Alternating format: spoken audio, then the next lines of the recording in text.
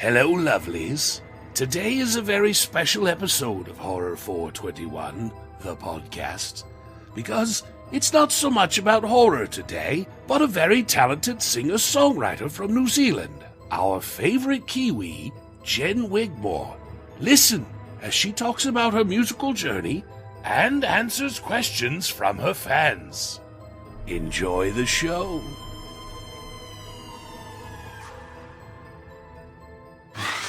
Hello, everybody. Welcome to the next episode of Horror 421, the podcast. I know I have horror in the name, but we don't have anything horrific today. We have a very wonderful human being and musician. She's from New Zealand. Her name is Jen Wigmore, and I am beyond the moon to talk to her today. Hello, Jen. Hello. How are you, love? I am great, and we thank you so much for joining us today. Oh, you're so welcome. It's lovely to chat with you outside of, some alleyway at a show or something like that, So this is nice. And the comforts of our home, right? That's right. Right. And the comforts of my gin and garbage shrine. I've got a wall of garbage over here and a wall of gin over here. So. Oh, I love it. That's so good. So good. I feel very special right now, taking place up there. That's right. Well, the first question I have, before I even ask a question, I've got a young lady on our fan page who adores you. She really adores you. And I promised her the first thing that I would say was, would you please say hello to Ashton? Ashley. And what's Ashley's last name? Ashton. Hello, Ashton. Ashton. Perfect. Hello. Yes. Hello. Ashton, I fulfill my obligation, Ashton. Oh, that's awesome. Well, that's great. Hello. Glad you're so into the music. That's awesome. Well, what she said was she's been a fan since your first album, and your albums are the soundtrack of her life. So, oh, wow. There you go. Yeah. Awesome. Wow. Thank you. Well, Thank you, Ashton. The first question that I have, when you stepped on the stage at Pappy and Harriet's, how did that feel after being gone for such a long time? Oh my God, I know. It feels like it's been forever. And to then, as you say, get back up in a place, in a setting like Pappy and Harriet's in Pioneer Town is just, my heart. I mean, I feel like in many past lives, I was a gal with some sort of, I don't know, epic horse situation running through various deserts just into the sunsets. And so playing at a place like that was sort of like that last stop kind of bar saloon in the middle of nowhere, what it feels like up in Pioneer Town was just such a magic place with that little sliver of a moon that night and the stars and just to be back on stage in such a magic place it just reminded me of why I do this and why I continue to keep battling forward and playing live music amongst the total madness of a pandemic, Oh, yeah, yeah. And I could see it on your face when you walked out there. The smile on your face, you couldn't wipe it away. It was so stoked. I know. It was just like, stop. It was awesome. Yeah, it was fucking great is what it was. Oh, and you can swear on here. That's fine. Oh, excellent. Great. I'm just being very mild-mannered. I'm like, yeah. You don't have to be that way. It's fine. It's normally a horror podcast, so we talk about all kinds of shit. So. Oh, sick. I can go. All right. I'll shake it off now. I can relax. Yeah, you can shake it off. You can relax. You can be yourself. All right. Now, this is a question that a lot of people had, so I'm just going to compile it into one question. What are your plans for a tour in the United States, if you have any plans? Yeah, I mean, I'm at the mercy of like this pandemic as well. And I mean, and really it's made me a little gun shy because I had a big tour plan for New Zealand, which I was supposed to be in New Zealand right now. I know, and I feel so bad. Dude, it sucks because you just put so much. I mean, it sucks for everyone, the fans, the organizers, all of us, my manager, everyone would just spend so much time trying to plot this out, figure it out.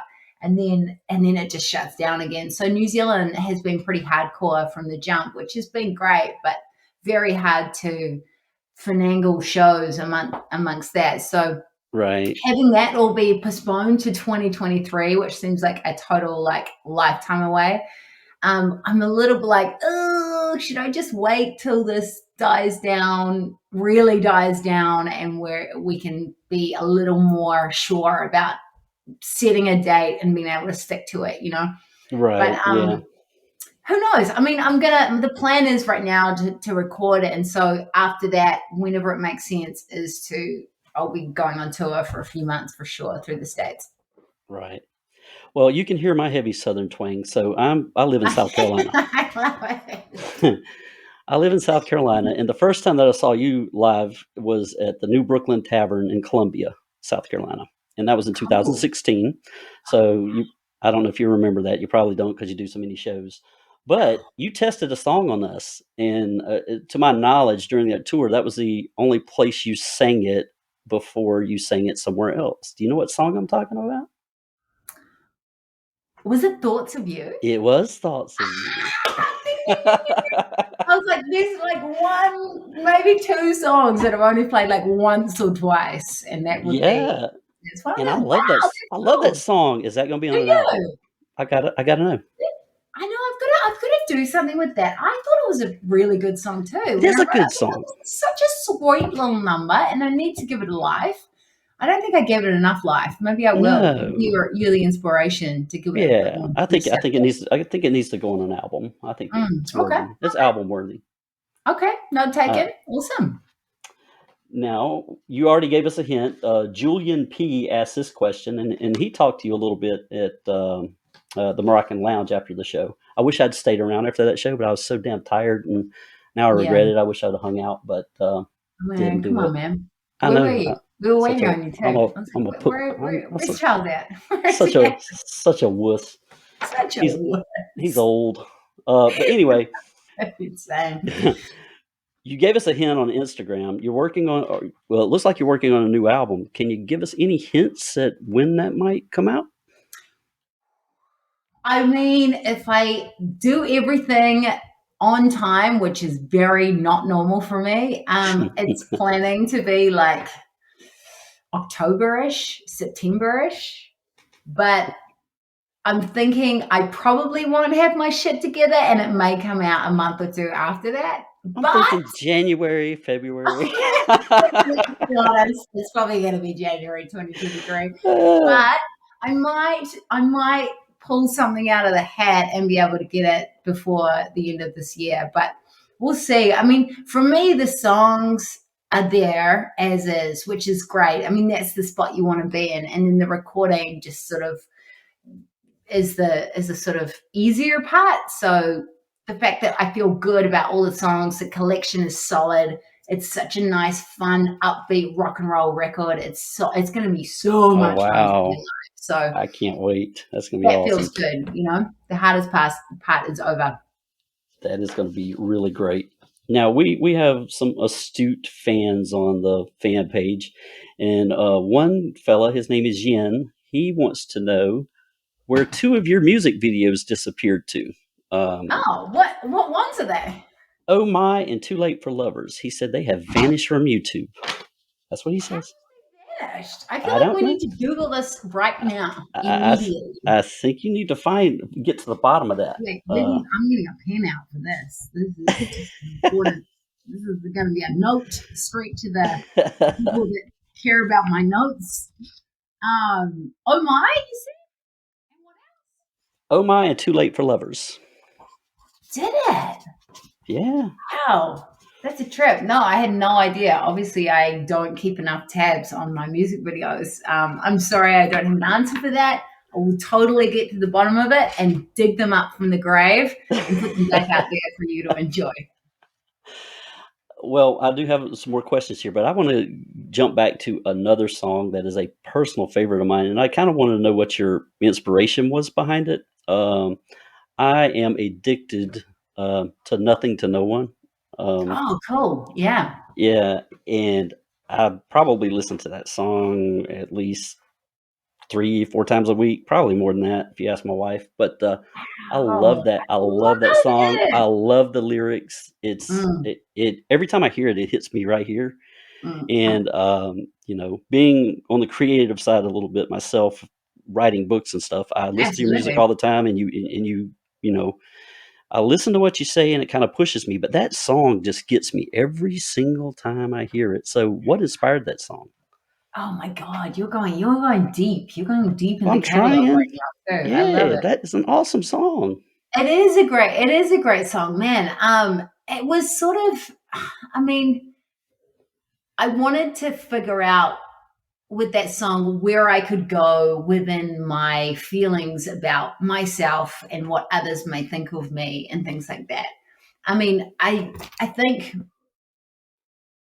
it's that thought, that idea of nothing to no one. I mean, it's pretty bleak, really. I mean, that's it's got a sort of horror element to it as well. It's creepy. The music that I chose, the instruments that I chose for that, it sounds a little bit like this this sort of doll that sits on your shelf that kind of is spooky, but in a way that you're still interested enough to keep Oh, moving forward. You know what I yeah, mean? it is. Oh, it's so beautiful. It's a beautiful Yeah, song, and the lyrics, it they is. they really get me every time I hear it. So, Good, good, good, good. Yeah, I know. I mean, that's the coolest thing about songwriting is you get to explore all these thoughts and feelings and the whole gamut of like how you feel about yourself, the world, how others may feel, all this kind of stuff, and then put it into words and song. And I think that was just one of those sort of experiments in a way with nothing to no one. oh yeah, well, I got to hear that live one day. So just saying, I you used to know, play that live heaps. I'm I surprised you know, missed but that. I missed it. Well, I feel you like when know, you came on the scene, I stopped playing it or something. I don't know. yeah, that's I think exactly we what had happened. I was like, I was like, I like, know look at this Charles love shit. this. I'm not gonna play it. I was like, she's not Yeah, gonna play this shit because I want to hear it. That's why. I'll do it. I'll bring that back. Thoughts of you and nothing to know on. You got it. There you go. There Got you it. go. Those are Hmm. awesome. Now, you obviously inspire me, and you see some of the other inspirations I have around me, behind me. Who inspires you musically?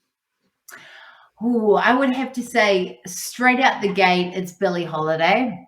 Oh, that's a I good one. mean, Billie Holiday, far out, man. She is my therapy session every day.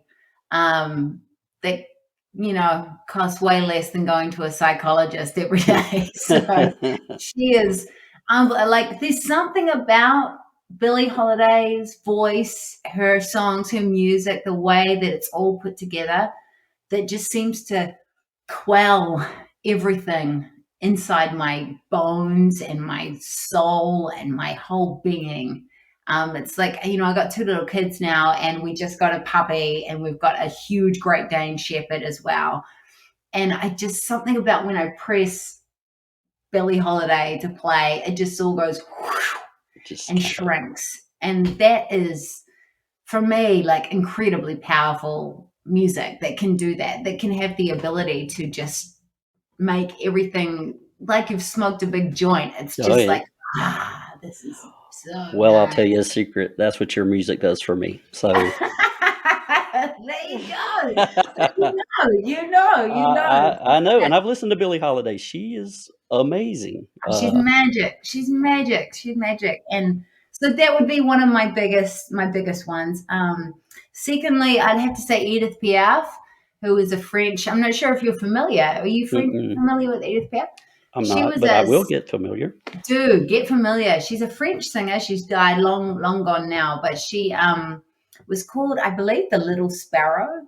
And she was just her voice and the way she sang, just it was so the kind of artist that leaves everything on the floor. And she was just a little wee thing, and just so you could almost hear every step of her story in her voice. The torch. She had such a tough life, and endured so much. And you hear it in every little speck of her tonality and timbre in her voice. And it's just, for me, singing like that would be something I can only aspire to leave so much of myself in my music.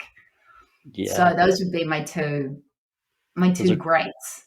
Well, I'm familiar with Billy, so I will get familiar. With That's Edith. Yeah, awesome. cool. Do, I, do, please I do. will. I will. I'm not just saying that. I'm going to do it.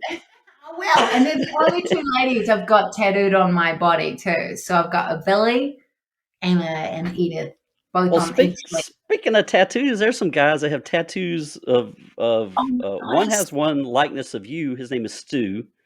Stu D. It's on his arm. Have you? I think you Yes. posted it. Okay. So this is Oh, by this. Oh my god, it's insane. What's dude, the dude's name? It's at Catsonian. What's the tattoo studio? It's what some. the? It's a dude in New Zealand, right? That's tattooing this. Yeah, yeah. Well, his name. Yeah, I don't remember the guy's Right. name, It's but like a yes, you're name right. like that. Yeah. I know the name of the guy because he's on our fan page. His name is Stu, and he did put the fellow's name who did it. But that Yeah. thing is Yeah. I think he's a Kiwi. amazing. I think he's a Kiwi dude. And far out, oh my god, that's so good. That looks better than it looks very much like, but even better than me in real life. I'm like, yeah, man, keep tattooing that shit around. Yeah, That's yeah, good. yeah. This is me. This is me. This is me. This is Jen. me. This is me. I promise you, it is me. It's the younger version of me, but yes, it's amazing. So no, that's incredible. I mean, to be tattooed on anyone, my face or anything about me blows my mind. Still to this day, I'm like, wow, man, Well, that is I've some always been nuts. intrigued with tattoos. I don't have any. I don't have any ink at No, all, and no, but I'm afraid. we gotta get you tatted, I Charles. Come know. on, I let's do know. it. Let's tat you on the podcast. Have you Well, seen there's me? another I could do fella. it. I could do it. I'll tattoo you. All right, if you do it, I'll let it happen. Sounds All good. right, Sounds good. it's a deal, There's buddy. another Next time young in man South named Carolina. Tyler. Tyler, you signed his chest, and he tattooed that on his chest. Was that a gin? I did a Yeah, gin. Yeah. yeah. Oh, nice. So he's on our fan page too. So he posted Cool. pictures of you standing there with him, and it was awesome. Oh, So I love that it. was great.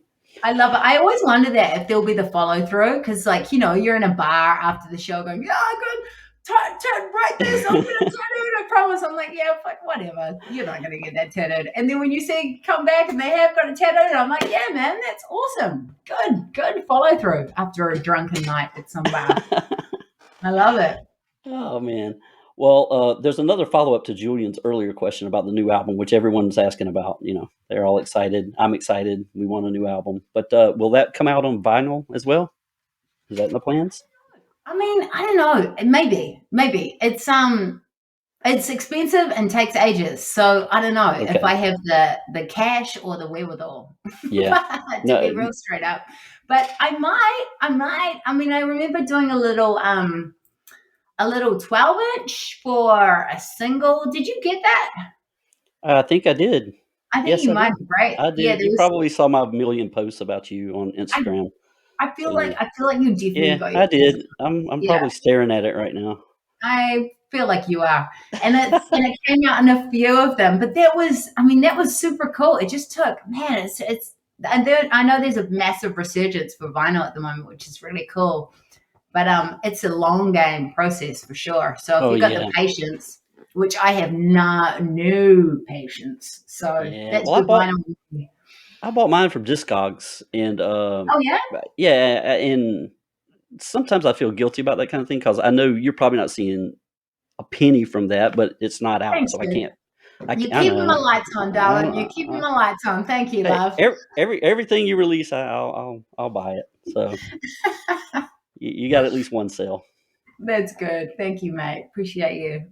All right, and Doug W has a few questions. I met him at Pappy and Harriet's. He's also on the fan page. Okay, you brought this up at Pappy and Harriet's. How does it feel to be a U.S. citizen? Oh, U.S. Oh man, I know, what a feat, right? It's kind of amazing. I mean, it feels really good to be part of the club, especially because all my family members now are U.S. citizens. I mean, my sons were born here, my husband's from LA, and so I feel like I was this little not really allowed into the U.S. club, and I wouldn't get to vote. I wouldn't get to do my little bits.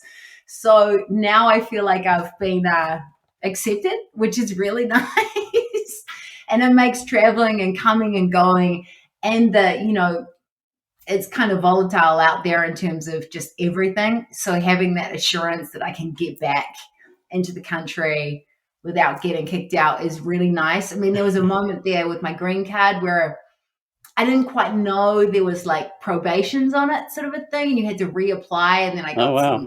some scary deportation letters there for a minute. So I was like, I'm really glad that that's not going to happen. Yeah, I'm glad And, too. yeah, exactly. So I'm kind of chilling now, and it's cool. I got to keep my Kiwi, obviously my Kiwi citizenship as well. So I've got dual, which is quite nice. Well, that's pretty awesome. That is pretty Mhm. awesome. Another question Doug had is, what do your kids think about having musicians for parents? You know what? They think we're too loud, first of all. The amount of times my sons, both of them, have said, too loud, too loud, too loud. So you're supposed to love me and love this. And they're like, no, turn it off. My oldest son, Pascal, he did not like my music at all until about a year ago. He just liked dad's music. So that was a little bit of a hit blow to the ego. And then my youngest one, still thinks I'm too loud, and he's just turning 2. So yeah, I mean, I wouldn't say they're my top fans, and I'm not even sure they like what I do. But I'm gonna keep just pushing it. I'm gonna keep it. I'm gonna show mom it, and I'm gonna just keep shoving it into them and saying, Hell "Love, yeah. love You know me what? and music." I share your music all the time, and I share it so much that people get tired of it. I share it with my friends. I share it with my family. I say, you got to listen to Oh, Jen I love. Wigmore. You got to listen to her. If you don't listen to her, then you're going to hell. You got to listen to Jen Wigmore. Just And something like. and I'm not going to mention his name. It's a coworker. I popped him up on message, and I sent him one of your videos. I can't remember which one. I said, check her out. You're going to love her. He messaged me back. Oh, she's okay. I was like, dude, you're dead to me. What do you mean, okay? What the hell? That's like saying someone's nice. I don't want to be nice. I don't want to be fine. Like, where do you Yeah, see okay in this? disown that coworker for sure, for sure. Exactly. So I was like, come on, man. I love it. I love it. There's no gray area with you, eh? It's just No. And I know you're not on the Facebook very much anymore, but I'm still on the Facebook because I'm old. And I know like I'm useless at that stuff, man. I just am. I eh, have to just go, ugh. well, I posted something over there directed really towards no one in particular, but um, it was like, you can like my music or be wrong or something like that. And he was like, he posted there, are you talking about me? I was like, no, man, I'm not talking You're about. like, I could be. I mean, sure, if you want to take like that. Oh, that's No. funny. That's funny. So take us back a little ways. How did you get? You know, you don't have to tell a long, drawn out theatrical story if you don't want. But how did you get started in the music business? What got you going in music? Well, I mean, it kind of kept presenting itself to me in a way. I mean, when I was younger, like a lot younger, about maybe 9 or 10, maybe, yeah, a little bit older than that. I wanted to be an actor, and I was like, I'm going to be an actress. I'm going to take to the stage. It's going to be amazing. And my sister is 9 years older than me. And and then she stamped the actress thing. She was like, nope, I'm going to theater school. I'm going to be an actress. I was like, oh, fuck, I can't be an actress now because she's stolen that job from under me. And so I was like, how's another way for me to get on the stage, you know? And so, this was probably at around 14 by this age. And I was an awful teenager, just really, the amount of apologies I can give to my mom will never be enough because I was just fucking awful. And so I had all these angsty feelings, and mom was like, here, write them down in a book because I'm sick of hearing about them. So I did. And I found this guitar in the garage that my dad had been given to try and relax from work being too stressful, which he never used. And so I picked it up and started teaching myself guitar. And then I teamed it up with all these, my life is so shit lyrics. And that was at about 14, 15. And then it sort of just progressed from there. And then I went back and forth, and I was like, no, I want to be a primary school teacher. And so I tried to go to uni, and I kind of failed miserably at that. And I was like, what's something I can do where A, I don't have to go to university, and B, is just super fun and awesome and gets to be on stage and traveling around the world. And that was music. I mean, to be honest, I sucked at everything else, and I found myself getting firmer footing within music, and it seemed to catch me and still does every time. And so all signs pointed to just keep doing music and keep writing and keep songwriting. And I honestly never thought I would get to 35 and still be doing music, because my consistency and stickability is terrible. And so the fact that I'm still here and doing music is just testament to how much it was supposed to be Yeah. written for me, written in the stars for me, Written in the water. It was written in the water. Totally written in the water for me. So That's right. It's cool, and it's a blast. I love it. Music it's just so brilliant to be in this. It's in everything. It's your lifestyle, it's your words, it's everything. It encompasses your whole life. And I know you've heard this a million times, but your voice has such a unique tone and a unique quality. And that's why I can listen to you sing the dictionary. But is that just natural? Did you have to like put some real training into your range and your timbre and that kind of thing? I'm not a musician, but I love to listen to music, and I like to listen to nuances and people's voices. And my music is estrogen driven because I like a lot of female singers. Nice. But for you, just tell me a little bit about that voice. How did you discover that voice within yourself? Yeah, I mean, it was a strange one coming out the gate with that voice. It wasn't something that got me into the school choir. I mean, I tried out for Pirates of Penzance in the school show and got a blanket, just no, you cannot even join the chorus, which is just basically one of the bunch. And I couldn't even get in that. I mean, I think the teacher saw my agenda that you could like skip a few other classes to go and lark about on stage, which, she saw through my plans. But it was not, it was not one of those kind of voices that's an instant yes, I remember recording Hallelujah when I was about 17 or so. And it, around then. And I, the recording engineer through the wall was just like, what? He stood up. He's like, what is that voice coming from you? That's a trip. I mean, I was like, I don't know. I felt like the Little Mermaid when she first got her voice. I was like, but it was strange. I mean, it was something I wasn't that comfortable with. It was always a talking point. And it seemed, it took a while to get comfy with it. It wasn't really until Gravel and Wine, when I was recording with Butch Walker, that he kind of made me really sit with it and be like, this is you, you need to own that shit. This is like, it's a badass fucking voice, and you need to be about it and understand that it's unique and it's who you are. And it just is. I mean, you never know what you're going to get, when someone starts singing. And that was just what I got and what I have. And from then I sort of took ownership, in lots of ways across my music, my songwriting, myself. It was really from Gravel and Wine that I started to go, okay, it's on. Like, this is good. I feel good about it. I can sit with it comfortably and sing. And I think my voice has only gotten stronger since then, to be honest.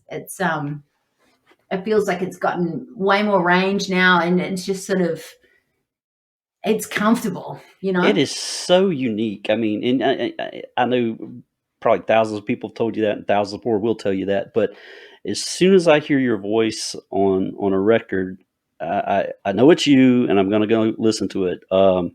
It's just an amazing gift you have, and it's really cool. Thank And you. I'll tell you a little story about how I discovered Jen. Please do. So I'm sitting in the living room watching an NFL game, and a commercial comes on, and I go to make a sandwich or something, And then I hear somebody singing something about a man like that. And I'm like, who is that voice? What is that?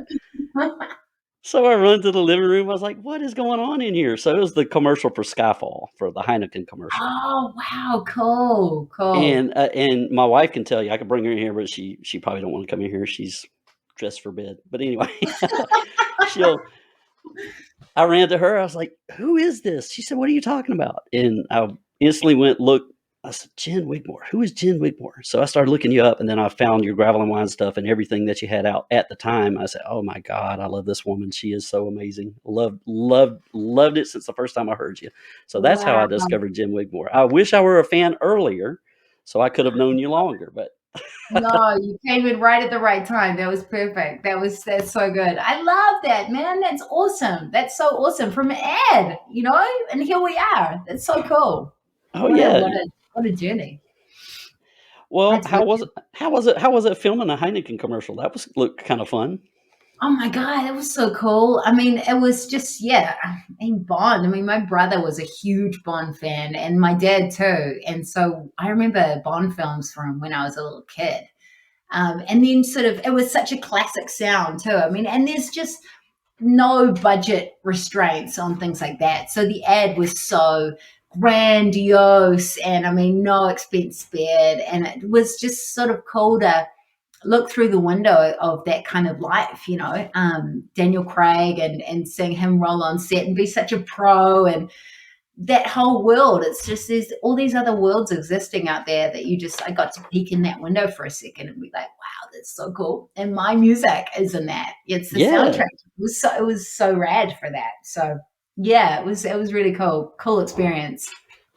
Well, it was cool discovering you that way. I've beer commercials. I don't know what it is. Another group I discovered and I follow and like the Asteroids Galaxy Tour. I don't know if you've ever heard of them, but No. they were on a Heineken commercial. Well, Heineken is on it, man. It was I don't know if they're still doing it, but they were breaking like a lot of artists with linking them to these big commercials at the time. I mean, it was cool, and it was such an amazing exposure for artists as well. I know for myself, like brought around so many things, so it was great. Yeah, it brought me as a fan for sure. Yeah, Well, totally. Apple did it to me too. I don't know if you've heard of they're kind of a dance electronic group, Sophie Tucker, but they were on an Apple commercial a few years ago. A song called Cool. I gotta write Best that down. Friends. Yeah, Sophie Tucker. Sophie Uh, Tucker. Sophie Tucker. Sofitukker. Her name's Sophie. Cool. His name is Tucker, and together they're Cool. Sophie Tucker. So check them out. They're pretty I amazing. will. That's awesome. For sure. Awesome. All right. Now I have a statement from Tony B. And Okay. if you look at if you look at your videos on YouTube, I don't know how you feel about us fans recording at your concerts, but I watch them anyway. Yeah. They look. Tony has recorded some amazing work at your shows and other shows, but he has a statement that he wanted me to read. He said, "Thank you for playing small, intimate venues instead of much bigger ones. Even if you can fill them and charge, make a lot more money. Also, we appreciate your humility and being so approachable, even with all the," and he's got in parentheses, "much more deserved success. To your fans, your concerts are not just about music, but a whole special experience and an example of what a true artist should be like and a beautiful human being that you are."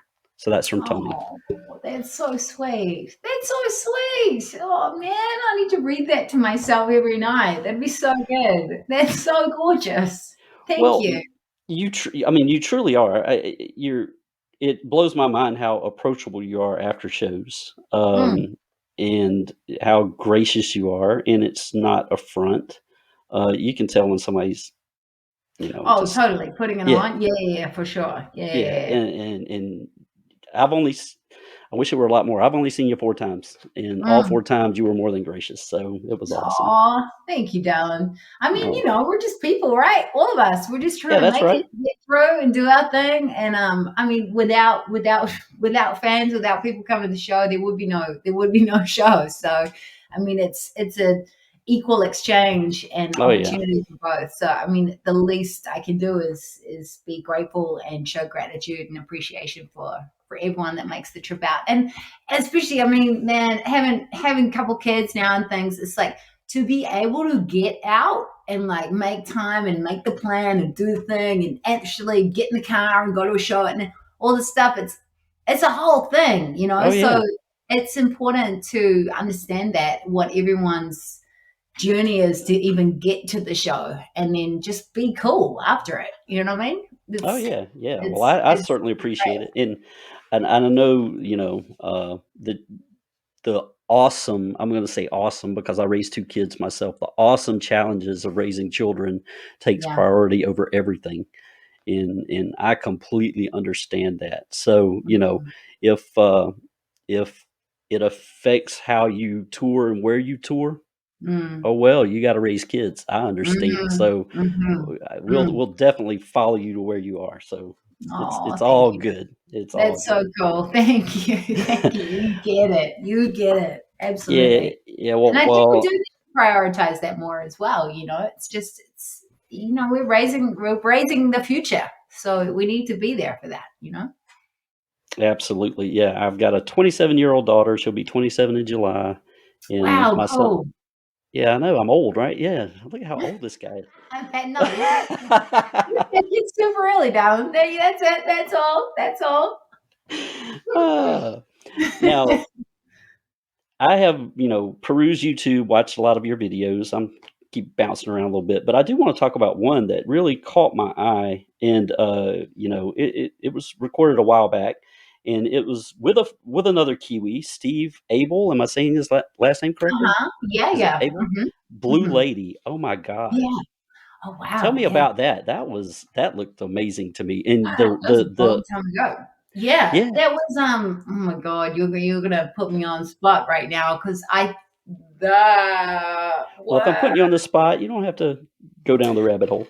I mean, we did that as a tribute for a band, and this is where you got me on the spot because the band was who sang Blue Lady. You'll have to do a quick Google of that right now. Okay. Grab my phone. We're doing it as a tribute because they were getting a songwriters award that night in New Zealand, and so we put this sort of like super group together and we sang this song. But I'm glad you even could find that. That's impressive. That's really impressive. Yeah. Yeah, Blue Lady, Blue Lady. Say hello, I'm Sailor. I'm looking it up. Blue Lady. Blue Lady. I think it was Hello Sailor. I But think this you're right. is right. I just don't want to mess it up. I feel so bad Yeah, when I that's right. Song by Hello hello, Sailor. Sailor? Yep, Yeah, that's okay, correct. sick. Awesome. Yeah, so they were getting an award that night. And so, yeah, so we did that. But yeah, no, we never put that out or anything. Was that just a recording that you found? Yeah. It's a quality recording too. Is You it? get you got to get on YouTube, I Jen. gotta see. I mean, I gotta spend some time on You got so much shit out there you don't even know. Dude, I have no idea.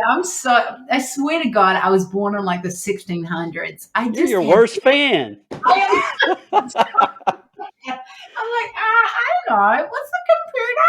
I have Well, no idea. I have no yeah, idea. you got a ton of stuff out there. That nothing to Okay. no one, like another fan, I guess, made that nothing to no one video that you did. I think it was in Germany. Um, that is top notch stuff. I mean, it's high quality, high definition. Freaking put it on a Wow. DVD and sell it Okay, stuff. So I'm gonna have a little me hour after this, all yeah, right? And I'm you gonna need. search some shit about myself and just see. Maybe Uh, feels yeah. well, don't Wow. go take all that shit down because I watch it. I like that. I like that. No, Ah, that's probably why it's still up there because I haven't seen it yet, you know? exactly. Mhm. Jen says, send the check to blah blah blah. Exactly. Oh my God, you should stop buying off Discogs. That's right. Mhm. Exactly. Hey, if that Exactly. were on your website, I would have bought it there. So Yeah, you would have. That's I cool. would have. Another question I have, and I forget who this one's from. Oh, another Doug question. Do you dabble or engage in other art forms? And other apps, sorry about that, Charles. Oh, you're fine. Other art forms. Yes, I mean, well, you know what? I dabble terribly at drawing and painting. I'm sitting in this office right now. I painted all of this. This is all my handiwork. So this is me dabbling. Yeah, put that on your website. I'll buy one of those. Right. Yeah. Oh no, not this. This is your pussy, your property. This is like a super feminist. I can't read it. I'll check it out later. It's a vote vagina poster, so that's pretty. That's my yeah. I don't want that one. You can have that one. Do you want that one? I was talking about the green walls here. This is my handiwork. Okay, yeah. My wife was like, "Yeah, Jen sending me a vagina in the mail." But the vote vagina poster, I can totally get you that. Oh my god. So I mean, I love to dabble, but the thing is, I get sort of like this room. Take this room, for example. I think I go in like full 100%. Oh, I'm going to paint this picture. I'm going to love this. This is going to be awesome. And then I want to cut corners to like hurry up the process in the end. So like if you look at this paint job in this office closely, there are so many fucking gaps. Like there are no straight lines. Like under the cells, the trim looks awful. I mean, it's because I'm sick of doing this. So that's kind of my process. Dabbling in other art forms, you know? Oh yeah. Okay. Oh, great. Well, you mentioned your sister earlier, and there's another question that does mention her, and I'm not going to get too personal or anything, but the question is, have you thought about joining your sister in the acting profession? You kind of talked about that a little bit. Yeah, I mean, I would like to try that actually. I think there was this one moment that I had when I was doing this acting thing for a phone company. And I had a go at doing that, and that was cool. I liked it. I don't know. I struggle with remembering lines. I mean, even on stage, I have like this. I don't know if you've ever got one of the set lists. Mm-hmm. Have I given you one of the set lists from a show? I've got one signed on the wall over here. Yes. Okay. So is there like a novel next to each? Is it my set list, the one I wrote? No, it was printed, and it's got a mark through Dirty Mercy. So I don't know why you didn't sing that night, but anyway. Why didn't you sing that night? Hey. No, anyway. It's I mean, if you I'll give you my set list next time I play a show out there, and then it's got like the titles of the songs, and then a novel straight up, like every word from that song, and the notes, because I will forget that shit on stage, and I need to be reminded of like the verse 1, verse 2, bridge, chorus. And so it's written in, and I'll have like 3 to 4 pages underneath the mic stand, which is basically just all the songs written out. So that's my only concern about acting, is that when they say, okay, and action, I'd be like, don't remember what the fuck I have to say. So that could be an issue, because lines are a big part of the acting process, and that's, you know. Yeah, that could be a problem. But if it's sort of like a quiet, like mute role, I think I would be incredible. I think I would be so good. I could just be like, play a mime. You know, just like an extra in the back, just having emotions. I think I'd be really good at that. Yeah, that would be great. You can be in a horror movie, and then we can talk about your horror film on our normal podcast. Yes, I would This love is a Jen-centric podcast. That's all we're talking about is you. I'm premiering it tomorrow. It's going to go on the fan page. They're going to go apeshit over it. So they're so excited you're doing this, and I am too.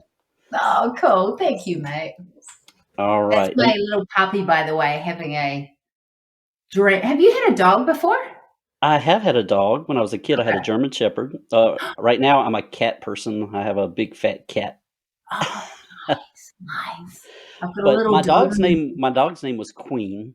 And when I was a kid, we moved with my mother and stepdad to his mother's, my step grandmother, I guess you would call her farm. And we took Queen with us. And long story short, she ended up being a farm dog. So when we moved out, we couldn't take her with us because she had so much freedom there. So she was able to roam the field, and so it would have been cruel to take her away from there after being there a year. Yeah, So, yeah, absolutely. Oh my God, yeah. And that was your shepherd, right? oh A yeah, German shepherd? oh Yeah, yeah, yeah. yeah. Yeah, would have thrived on a farm, totally. I know, I got this little puppy next to me, and she's, when dogs have dreams and they're sort of like, she's doing this. So if you hear like little crying squeals, it's her. It's Oh, not. It's her in the corner. well, when I'm working my day job, I work from home. I sit back here in what I call my beat laboratory. Shout out to Step Brothers. If you've never seen Step Brothers, that's where I got that from. Oh, nice. But yeah, it's my beat laboratory. Play my music back here. But my fat cat will lay on this. It also doubles as a guest room. So if we have guests, we have a full size bed back here. So he'll Oh, bring his cool. fat ass back here and jump on the bed and just sleep all day. Oh, oh, love it. I love it. It's so weird. I mean, for me, we have to have animals. I'm obsessed with animals and dogs in particular. So it's just, it's so strange when they're not here. So as many as I can have at once is the better. Oh yeah, well, I told you nothing to no one got to me, but Hand Over Heart got to me too. And when I heard that the first time and saw the video, I definitely teared up. And I don't want to make you tear up here. That's not my Yeah, purpose. But oh my gosh, yeah, heavy, heavy. Yeah, that was hard. And that was a hard one to sing on those shows too. I was just like, oh, yeah. My Happy and Harriet's show, and that was just, yeah, yeah. oh my That girl. Now, we could feel it, and you got through it. That bass player you got, what's his name? Is it Mark? Mark, yeah, Oh my God, I love that guy. I'm he's a switching subjects on you guy. real quick, but He's that guy's a awesome. Dude, he's a machine. He was in Dropkick Murphys, and he is one of my best friends and the sickest musician I would say I have ever met. I would say at oh, I this point fell in in my love life. with that guy.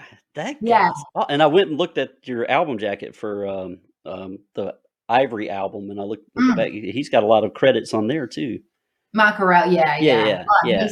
he's oh my god, he's amazing. Like his guitar, drum, anything. He'll pick up. He's the kind of dude that can pick up anything and just be awesome at it.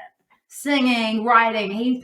He's actually who's written this basically the entire record with me, bar like one or two songs of this new album, Oh wow. and he's gonna. It looks like he's gonna produce it all as well. So. So I need to call him for the bootleg tape. Got it. Yeah. Okay. All right. He would never tell you that much.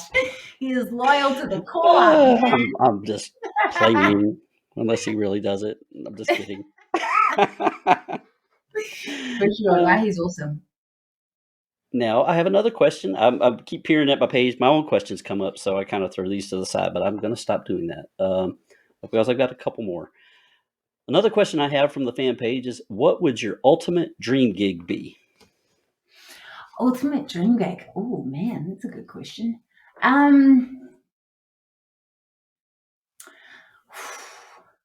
I would say probably playing. I mean, I'd really like to play in Hawaii. I love Hawaii. I've had such good memories, such beautiful moments in Hawaii.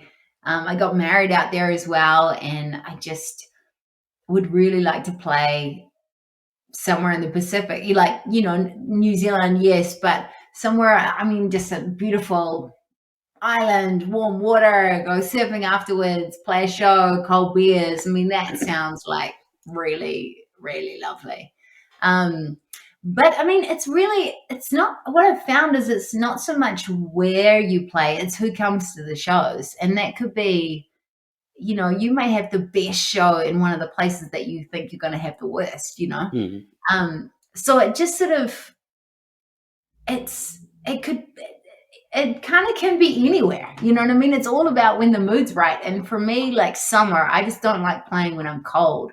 So as long as I'm somewhere warm, then I think it's going to be a good show. And you'll probably see a lot of my stuff is generally I will try and play tours and long periods of shows in the summer.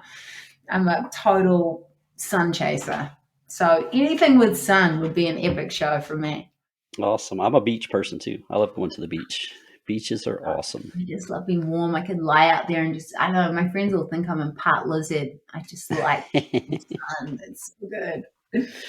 Well, I'm going to ask a follow up to that question. What your ultimate dream gig would be? Who would you like to perform with? who are some current artists that you would love to collaborate with one day? If that's not putting you on the spot. Yeah, no, for sure. I mean, I think again, I would probably bring up some people from the dead, but I'd try and have a lineup with Billy on there. That would just be awesome. I'd really like to. I'd like to play with Cage the Elephant. That'd be cool. That'd be a really cool show.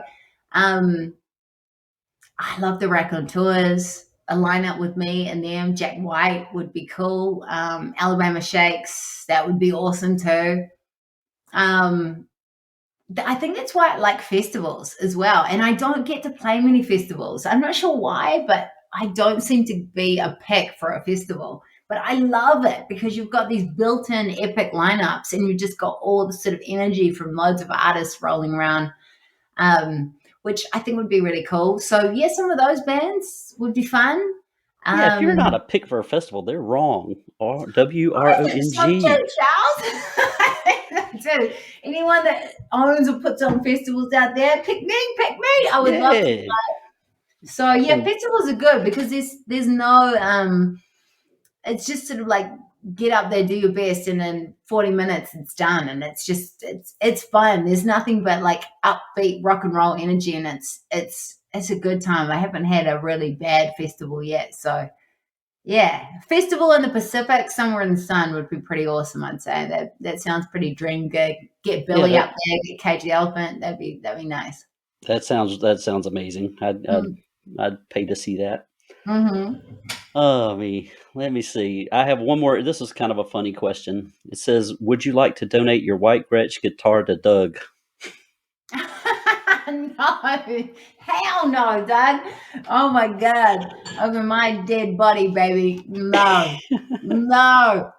I love that thing like a child. It's so gorgeous. Even though I play it for like one song, it's so redundant and ridiculous, but I just love carrying that big old thing around, you know? It's just it's so gorgeous. It's the one it's like can totally jazz up anything, you know? If the show is kind of going like this, and then you bring that sucker out, and it's just like, oh yeah, she's really a real deal.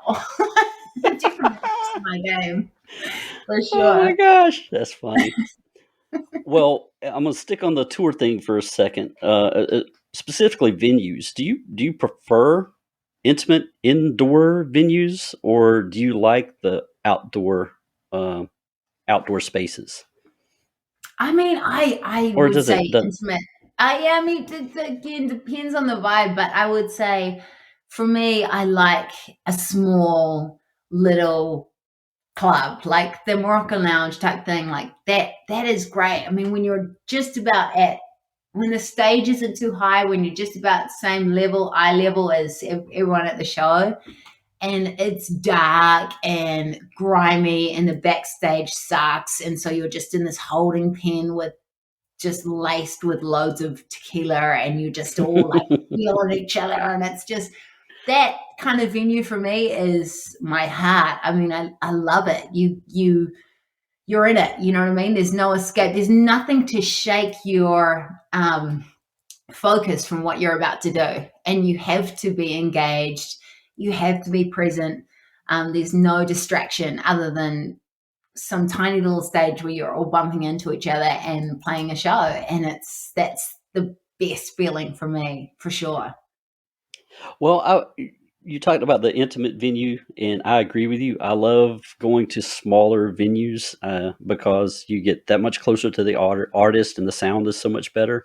I want to switch gears a little bit and talk about Mary M. and Neon Cowgirl. Where did you find those two? I started following Mary M. and she's amazing.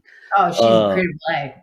Oh my What God. a force. Oh my God. I'm so excited to see where she heads in this lifetime. I mean, she is on every level. Hey, she's just incredible. I mean, I think she's a few songs away from just becoming like the thing, the girl, you know? Oh yeah. No, she's cool. I mean, I think we found her actually through the dude, her manager works at KCRW, and he was pals, I think, with my agent. So we were sort of all in contact about who could be good for this. And I just wanted to make sure it was all women on this comeback for these couple shows. And then Holly, Neon Cowgirl, she was a suggestion actually from the dude, John, I think it is, at Pappy and Harriet's, who runs Pappy and Harriet's now. Okay. And so she was just like, she's rad and super this vibe for the show. And so that was cool. And I've actually caught up with her since. And she's just a really sweet, sweet girl, doing some really interesting things as well. So I think it's just great. I just love playing with women. It's so much fun. And it's awesome because I love listening to women. So that's great. That's cool. And I have been following, and I keep up with the group that opened for you in 2018, Roses and Revolutions. Cool. Awesome. Alyssa and Matt. She's so gorgeous. Oh my God, that voice she has. Oh my, no, she's unreal. She is awesome. Yeah. And such a nice little duo. I mean, they're such sweet people, so gracious, so kind and sweet. Even to this day, they're just like, hey, still saying thank you for that tour. I mean, really good people. So I don't know if you've kept up with their music, but they have some really good stuff out there. So go check them out. They got some good stuff. Cool. And I do want to be sensitive of your time. We're coming up to almost an hour, and I know you're a busy mom. So what I want to do is let you talk about anything you want to talk about, anything you may want to plug, or anything you may have coming down the pipeline that we want to be on the lookout for. So I wanted to make sure I left enough time for you to do that. So the floor is yours, Virginia. Oh, thank you very much. Well, I just want to say thank you. I mean, to everybody who's still engaged and interested in my music. I mean, it's been a while now that for people that are just starting to get onto this music, then welcome and hello. But I mean, it just seems like I've just got such a gorgeous, long-standing fan base, and it's been really wonderful to share and experience all your journeys in life and to see you at shows. And I just hope that we can get these shows happening more often so that we can see each other. I mean, live shows have been such an opportunity to have a chat and catch up with everyone. So it feels, and I'm, as I say, useless at Facebook and just the internet in general. So that was my point where we could all connect. So I'm just want to say that I've missed you all, and I look forward to catching up in person very soon, and that there'll be new music, and it's going to be really fun. And so hold on to your pants because it's going to be awesome. And yeah, just thank you for tuning in and making this possible, Charles. You're just rad. I just think you're awesome. You're so sweet, such a sweet man, and we need more of you out there. So thank you. Oh, well, thank you. You're gonna make me blush and cry over here. So stop it. Good. My job here is done. Your job here is done. All right, guys. Well, this will conclude this week's episode of Horror 421, the podcast. You can find me, Charles Campbell, author, on Facebook and Instagram. You can also find my books at valleyboypublications.com. My beautiful co-host, Elena Morales, she couldn't make it tonight, but you can find her on Instagram under JukeboxBaby78. She's a special effects makeup artist supreme, so she's pretty rad, as Jen would say.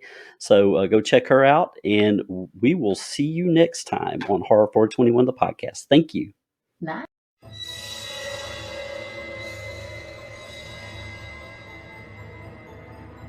We hope you had a horrific time, lovelies.